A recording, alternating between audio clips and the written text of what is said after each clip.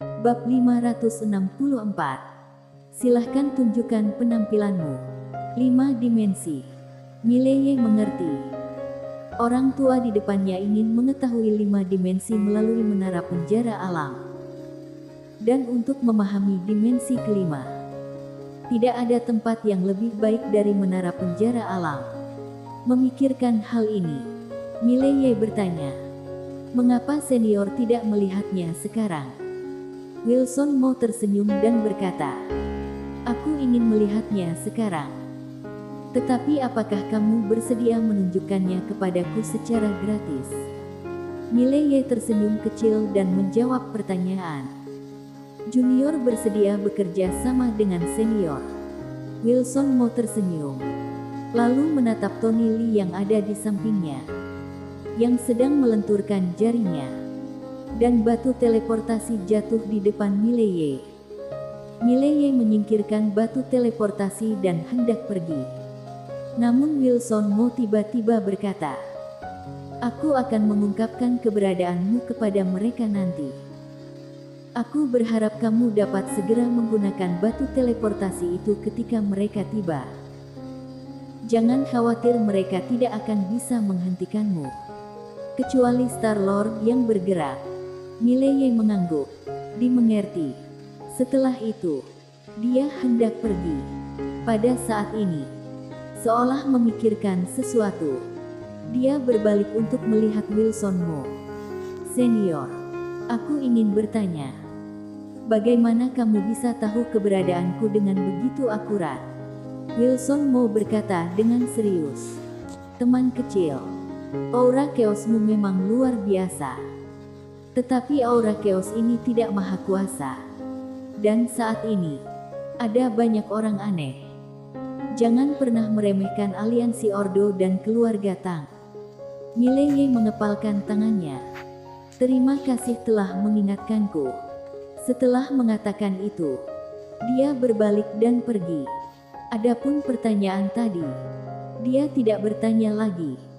Jika orang tidak ingin mengatakannya, dan kamu terus bertanya, sepertinya itu terlihat tidak sopan. Mileye pergi dengan tenang, seolah-olah dia belum pernah muncul sebelumnya. Tony Lee memandang Wilson Mo dengan ekspresi agak serius. Guru, apa itu aura chaos? Wilson Mo berkata dengan lembut. Pada hari-hari awal alam semesta, ada 3 jenis aura. Salah satunya adalah aura chaos. Tony Lee bertanya, terus 2 lagi itu apa? Wilson Mo berkata, aura yin dan yang. 1 yin dan 1 yang. Memiliki energi untuk menghancurkan langit dan menghancurkan bumi. Dengan mengatakan itu, dia memandang Tony Lee. Tony, kamu harus ingat bahwa seseorang dapat memiliki ambisi. Tetapi ambisi ini seperti pedang bermata 2. Jika kamu tidak bermain dengan baik, kamu akan mati tanpa menemukan tempat untuk dikuburkan. Tony Lee mengangguk. Baik guru. Wilson Mo mengangguk. Biarkan mereka masuk. Tony Lee mundur. Setelah beberapa saat, Tony Lee masuk dengan keduanya. Pada saat ini, tirai air muncul di tengah aula. Di tirai air, sesuatu tampaknya dihasilkan. Farhan Kim dan lelaki tua berjubah hitam itu menatap tirai air. Dan segera, sesosok muncul di dalamnya. Itu adalah Mileye. Saat ini, lokasi Mileye berada di kota Ordo. Pada saat ini, gambar itu berhenti tiba-tiba. Tirai air menghilang. Dan Wilson Mo, yang tidak jauh, tiba-tiba memuntahkan seteguk esensi darah. Dan tanah ditutupi dengan darah. Tidak hanya itu, tetapi wajahnya juga memerah. Pucat tidak normal. Seolah-olah dia akan mati. Saat Farhan Kim hendak berbicara, tetapi Wilson Mo melambaikan tangannya. Pergi dan tangkap dia. Aku akan baik-baik saja jika beristirahat selama 2 bulan. Farhan Kim mengangguk. Ketua Sekte Mo, jaga dirimu baik-baik. Setelah berbicara, Dia dan lelaki tua berjubah hitam itu langsung menghilang. Begitu keduanya menghilang, Tony Lee buru-buru berkata, "Guru." Wilson mau berkata dengan lembut, "Hidup itu seperti sandiwara. Terkadang kita harus berakting. Mulai sekarang, jika seseorang datang kepadaku, katakan pada mereka aku sedang dalam pemulihan." Setelah mengatakan itu, dia berbalik dan pergi. Kota Ordo. Di sudut kota, Mileye tiba-tiba berdiri.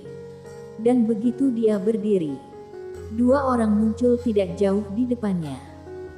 Itu adalah Farhan Qin dan lelaki tua berjubah hitam itu. Selain kedua hal tersebut, ada 7 master di sekitar. Semua adalah master alam Taoisme. Farhan Qin memandang Mileye. "Apakah kamu terkejut?" Mileye berkata dengan sungguh-sungguh. "Tidak mungkin. Kamu tidak mungkin dapat menemukanku." Farhan Qin berkata dengan suara rendah. "Mileye, aku tidak ingin berbicara omong kosong denganmu. Sekarang kamu memiliki 2 pilihan. Pertama, serahkan harta itu. Kedua, kamu sendirian bertarung melawan kami semua." Berbicara tentang ini, dia tersenyum sedikit. "Tentu saja. Kamu juga dapat memilih untuk melarikan diri. Tetapi kami telah memperkuat ruang di sekitarnya. Kamu tidak akan bisa menggunakan ruang hampa untuk melarikan diri, kecuali melawan kami semua." Mileye terdiam. Farhan Qin mengepalkan tangan kanannya perlahan. "Apakah kamu menentukan pilihanmu?" Mileye mengangguk. "Sudah." Mengatakan itu, dia memandang Farhan Qin. "Aku memilih opsi ketiga." Farhan Qin mengangguk dan memberi isyarat. "Silakan mulai penampilanmu." Sebuah batu tiba-tiba muncul di telapak tangan Mileye. Itu adalah batu teleportasi. Misteri energinya sedang berjalan. Dan saat berikutnya, seluruh orangnya langsung menghilang. Suasana di lapangan tiba-tiba membeku. Hilang. Farhan Qin dan yang lainnya saling memandang dengan cemas. Saat berikutnya, Farhan Qin menuju ke tempat Mileye berada. Dia menekan telapak tangannya dengan ringan. Ruang hampa masih utuh. Mileye sama sekali tidak menghancurkan ruang hampa. Masalahnya, bagaimana dia bisa melarikan diri? Pada saat ini, lelaki tua berjubah hitam di samping tiba-tiba berkata, "Kamu seharusnya tidak memberi orang ini kesempatan. Ketika melihatnya, kamu harus mengerumuninya dan membunuhnya secara langsung." Master di sekitarnya semua memandang Farhan Qin. Meskipun mereka tidak mengatakan apa-apa, mereka tidak bisa tidak mengeluh dalam hati mereka. Membiarkan orang lain tampil. Ini sangat bagus. Pertunjukan ini tidak biasa. Ekspresi Farhan Qin sangat jelek. Awalnya, menurutnya, itu sangat mudah. Mileye bahkan tidak bisa melarikan diri. Namun, Mileye ini menamparkan wajahnya. Farhan Qin berkata dengan sungguh-sungguh, "Ayo, kembali ke Sekte Dao Liang." Setelah berbicara, dia berbalik dan pergi dengan sekelompok orang. Setelah beberapa saat, Farhan Qin membawa semua orang ke Sekte Dao Liang lagi. Topi Li muncul di depan Farhan Qin. "Penjaga Qin, apakah kalian berhasil menangkap Mileye?" Ekspresi wajah Farhan Qin jelek. Wajah Tony Li tenggelam. Apakah dia berhasil melarikan diri lagi? Farhan Qin mengangguk. "Ya, Saudara Li. Bisakah aku meminta bantuan gurumu lagi?" Tony Li tersenyum pahit. "Saudara Qin, kamu telah melihat sendiri keadaan guruku dengan mata kepala sendiri. Dia telah diserang sekarang. Jika buruk, itu akan mengancam jiwa. Jika dia bertindak lagi sekarang, dia akan mati. Terlebih lagi, dalam kondisinya saat ini. Bahkan jika dia bertindak, Dia mungkin tidak dapat mengetahui keberadaan Mileye lagi. Farhan Qin berkata dengan sungguh-sungguh. Apakah ini sangat serius? Tony Lee menunjuk ke genangan darah di tanah. Saudara Qin, lihat. Ini adalah esensi darah. Kamu tidak tahu seberapa kuat teknik formasi itu. Kamu juga harus tahu bahwa jika memata-matai rahasia langit, kamu akan dihukum dengan cara yang sama. Bisnis kami tidak mudah untuk dilakukan. Farhan Qin memandang Tony Lee. Wajahnya berkedut. Tony Lee berkata lagi, Saudara Qin, bukan karena guru tidak ingin membantu, tetapi dia benar-benar tidak berdaya sekarang. Farhan Qin berkata dengan suara berat. Kapan ketua sekte Mo akan pulih? Tony Lee berpikir sejenak, lalu berkata, sekitar 2 bulan. Farhan Qin mengangguk. Baiklah. 2 bulan kemudian, kami akan datang lagi untuk meminta bantuan ketua sekte Mo. Setelah dia selesai berbicara, dia berbalik dan pergi bersama semua orang. Melihat Farhan Qin dan yang lainnya pergi, Tony Lee tiba-tiba menghela nafas lega. Jika aliansi Ordo memaksa, sekte Daoliang pasti tidak akan bisa menolaknya. Tetapi, setelah 2 bulan, memikirkan hal ini, Tony Lee mengerutkan kening dalam-dalam. Setelah Farhan Qin dan yang lainnya meninggalkan sekte Daoliang, lelaki tua berjubah hitam itu tiba-tiba berkata, Penjaga Qin, aku merasa ada yang aneh dengan Tony Lee. Farhan Qin berkata dengan lembut, maksudmu, mereka tidak mau membantu kita? Pria tua berjubah hitam itu mengangguk. Aku merasa seperti ini. Farhan Qin berkata dengan lembut. Alasannya? Alasan apa yang mereka miliki untuk membantu Mileye? Pria tua berjubah hitam itu terdiam. Farhan Qin berkata dengan sungguh-sungguh. Aliansi Ordo juga perlu mempekerjakan orang sekarang. Kita juga perlu mencoba yang terbaik untuk memenangkan sekte pedang. Daripada menyinggung mereka dan membiarkan mereka pergi ke sisi keluarga Tang. Pria tua berjubah hitam itu mengangguk. Dimengerti. Farhan Qin berkata lagi. Kita akan kembali dalam 2 bulan. Pada saat itu, dia seharusnya tidak memiliki alasan lagi. Lalu perintahkan orang-orang kita keluar untuk mencari orang ini. Aku harus kembali dan mengawasi orang-orang dari keluarga Tang.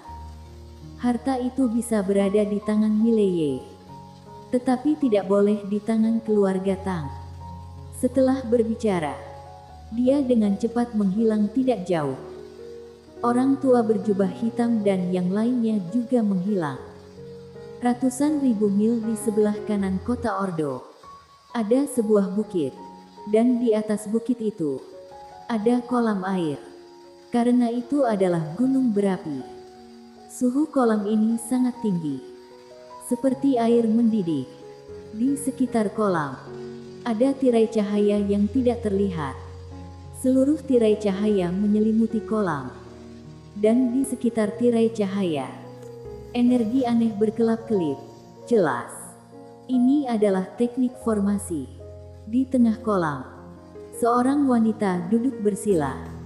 Wanita itu memiliki rambut panjang seperti air terjun, alis seperti pedang, dan tahi lalat kecil di sudut mulutnya, yang sangat indah. Air di kolam mendidih, tetapi tubuh wanita itu tidak merasakan apapun. Di bawah tanah, beberapa energi misterius terus berkumpul ke arah wanita itu, dan tubuh wanita itu dengan gila-gilaan menyerap energi ini. Dan tubuhnya secara bertahap mulai bergetar, dan alisnya sedikit mengernyit. Jelas, saat kritis telah datang. Pada saat ini, sesosok tiba-tiba mendarat di depan wanita itu. Puff, percikan air. Engah. Wanita itu tiba-tiba menyemburkan seteguk darah. Dia membuka matanya dan di depannya berdiri seorang pria. Pria itu berusia 20-an. mengenakan jubah biru dan putih, dengan pedang terselubung di pinggangnya.